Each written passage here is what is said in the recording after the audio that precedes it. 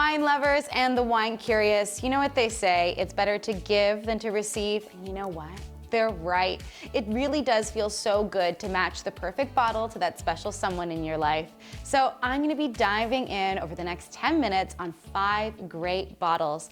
I'm gonna tell you how they taste, why they make great gifts, and why you should even give them a try yourself. Today is all about wines for gifting on this 10-minute tasting.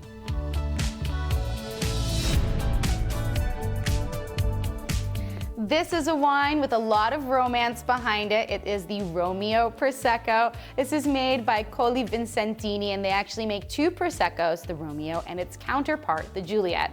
Coming from the region of Montecchio Maggiore, right near the city of Vicenza, this is in the Veneto region of Italy. And right within that region, there are actually 2 castles, which are said to be the inspiration between the Montagues and the Capulets in the story of Romeo and Juliet. This is a wine with a great story behind it, and it's just so fun to have that when you're thinking about a great gifting bottle.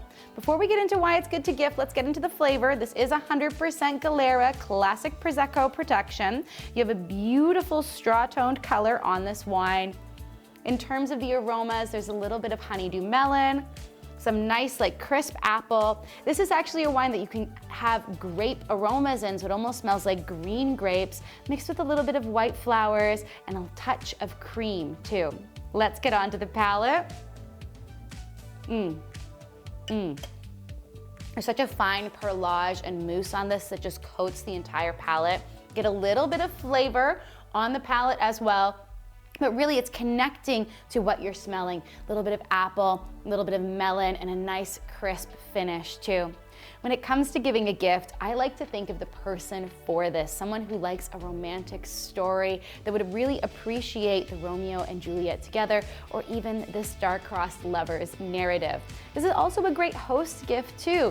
It's great to have a bottle of bubbles to start off the night, and you never want to go empty-handed to a holiday party as well.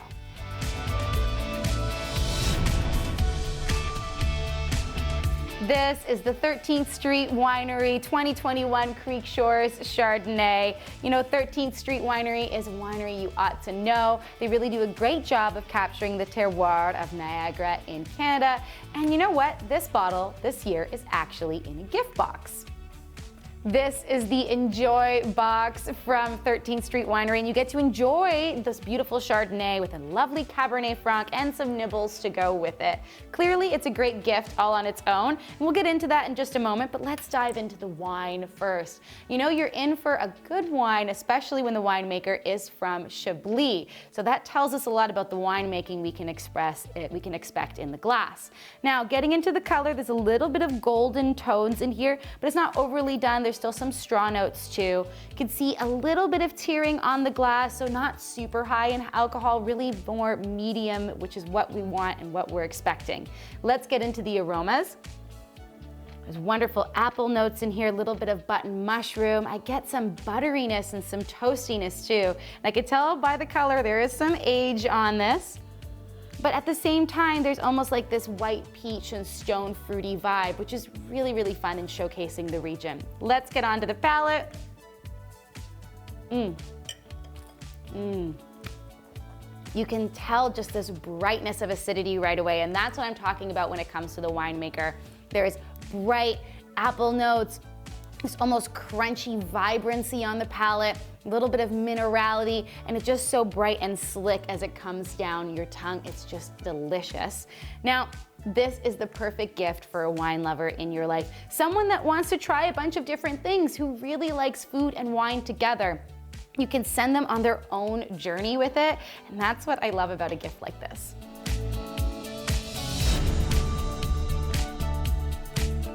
Our next wine is the St. Francis Cabernet Sauvignon. That's right, we're heading all the way to the Pacific with this, and if you guessed that we're in California, you would be correct. However, this is a Sonoma County Cabernet Sauvignon, and I know that you might be thinking, California, Napa and Cab go right together just so perfectly. However, I'm here to say that Sonoma also makes some pretty amazing Cab.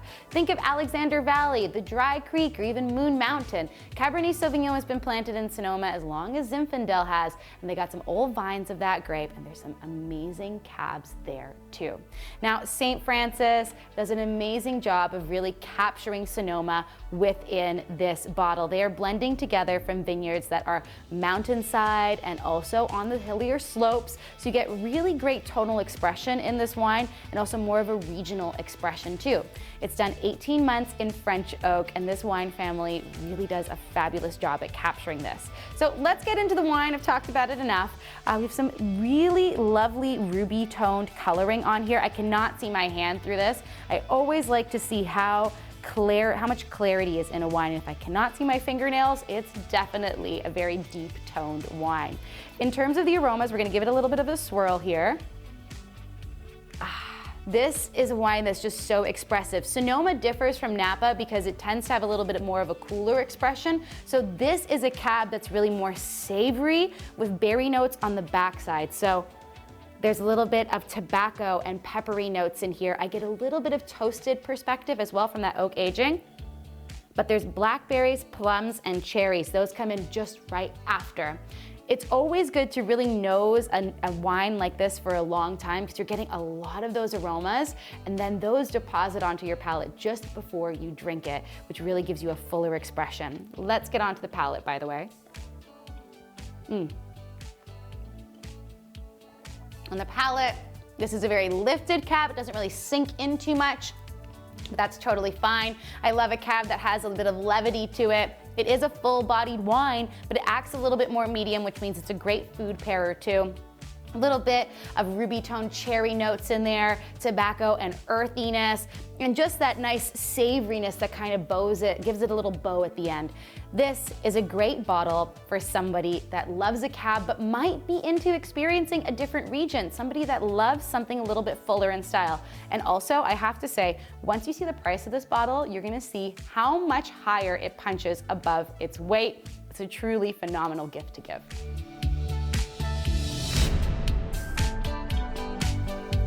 For our next wine, we're going back to the Veneto region with the Romeo Farina Amarone della Valpolicella Classico. You know, the Farina family has been making wine within the Veneto Valpolicella zone for over 100 years, and they've really encapsulated what it means to make wine in this region.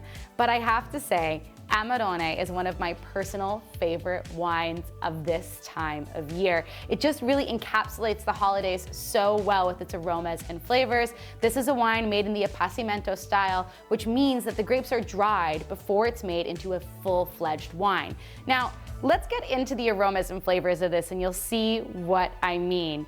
In terms of the coloring of this wine, there's a ruby toneness to it, but also a brickiness around the rim, which means that it is a little bit more aged. It's showing some more age overall. And I can also see my hand through it, but don't be fooled. This is a very bold wine. Let's get into the aromas.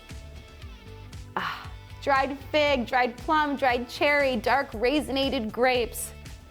Little bit of cinnamon and allspice and those holiday spices. If you've had black cake before, you will know this aroma. It's like sweet, but dried and spicy all together. Let's get on to the palate.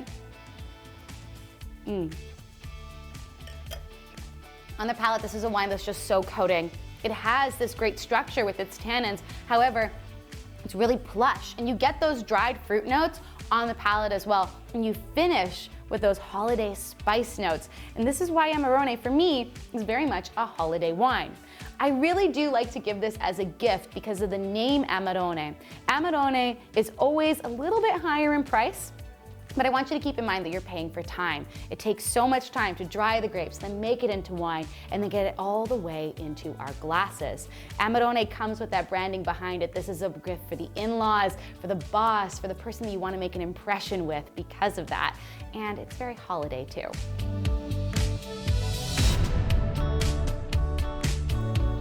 This is the Taylor Fladgate Historic Limited Edition Reserve Tawny Port. Now, you know, while I'm serving this last, I really don't want you to think of port as a meal ender. Port can be a part of every aspect of your wine-loving life and not just for dessert. Those who love port really have a love affair with it. And that's what we can be saying about Taylor Fladgate. They have been making port since 1692. They've become a leader in port making a white port, developing the Porto Protocol, and they're very well known for their tawnies and vintage ports. Tawny port is a little bit different than red port. While they're both made from red wine port grapes, tawny ports are oxidatively aged, which give them this really beautiful, almost amber toned tawny color. And this is a very historic and special one. This is the historic limited edition version that showcases old molds of how port bottles used to be. This is the mallet mold from 1730, and inside the bottle is a tawny port made from reserve barrels and matured aged wines from their lodges in Oporto.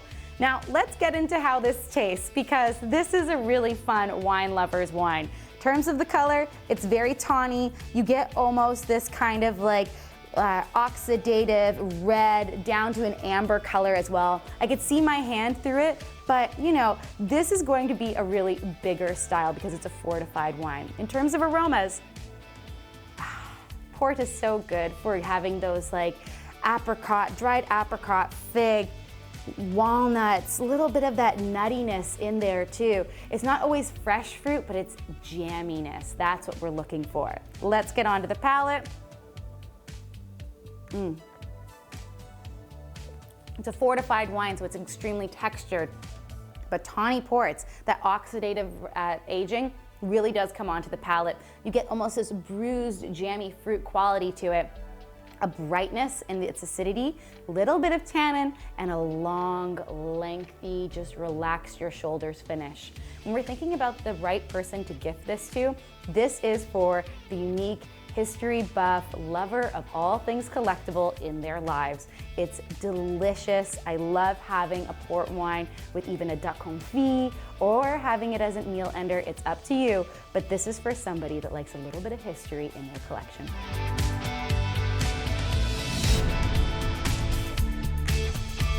These have all been such great wines for gifting. I'm sure you can imagine the person in your life that you might give them to, or maybe it's even for yourself. You know, self-care and a gift for yourself is great as well.